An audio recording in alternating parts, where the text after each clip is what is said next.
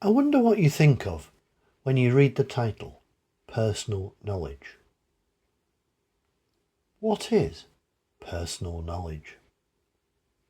Perhaps you wondered why this is being examined in RE, or how on earth we can assess this, or should we even be trying to assess this? Is personal knowledge knowledge about me as a person, or knowledge that I possess? Is it knowledge I possess from reading, or being taught, or lived experience? What do we even mean by knowledge? According to Plato, knowledge is justified true belief. The strong belief that something is true, combined with evidence to justify this belief, therefore makes it knowledge. However, this can meet challenges if someone can justify something, but it is actually not true. A simple example of the difference between knowledge and belief may be that Sana knows that it is raining, whereas Julie may believe that it is raining. Perhaps Julie hears dripping water off the trees outside and so believes it is raining. However, this may not be true. Sana may be standing outside in the rain, so knows that it is raining. Tony Oud divides knowledge up into three. Firstly, propositional knowledge. Know that, such as Addis Ababa is the capital of Ethiopia, often called substantive knowledge. Second, procedural knowledge. Know how, such as how to read a map to locate Ethiopia on it.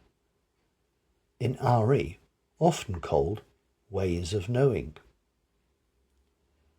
And third, personal or interpersonal knowledge, such as self-awareness and interaction with other people. Michael Polanyi states that personal knowledge is tacit and explicit knowledge. Later, Shun uses tacit to refer to the knowledge that a professional possesses concerning their profession.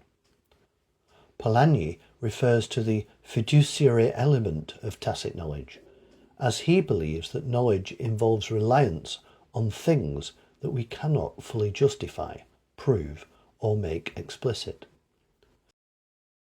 Fiduciary comes from the Latin fiducia, meaning trust. Certain elements of knowledge are taken on trust, which is where the boundary between knowledge and belief may be blurred. This fiduciary element for Polanyi includes tacit skills, basic assumptions, and trust in methods, traditions, and judgment. Personal knowledge can impact all knowledge that a person believes to be true. Why are we talking about personal knowledge in RE? Ofsted's delineation between substantive, disciplinary and personal knowledge brought the language of personal knowledge into RE. Previously, the core report spoke about personal worldviews. Ofsted stated that when pupils study RE, they do so from a position. They refer to research that has investigated this positionality, the interpretive approach, reflexivity, personal worldviews, worldview consciousness. These recognise the need to understand self, the personal worldviews through which individuals, teachers and pupils experience and interpret the information they receive, and thereby generate their personal knowledge of the world. Everyone inhabits or embodies a worldview. We are all interpreters. In order to study religious and non-religious worldviews, teachers and pupils need to have knowledge of themselves. How can we dialogue with others without knowledge of ourselves? Miscommunication often occurs not simply because people disagree, but because their paradigms are incongruent, as Vroom states. This simply means that their different valuations of rationality and criteria are the issues, the way they see the world, what they believe to be true, or how they make meaning of the world may be so different that any attempt to dialogue faces challenge unless this is first identified and acknowledged.